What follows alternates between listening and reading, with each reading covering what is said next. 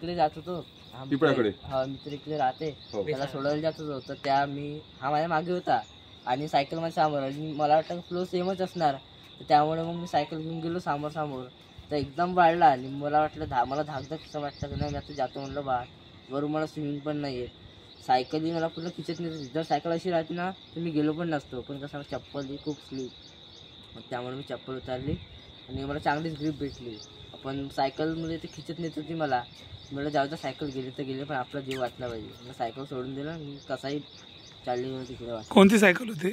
MTV म्हणजे 10,000 पर्यंत होती. काय परिस्थिती होती सकाळची पाण्याची?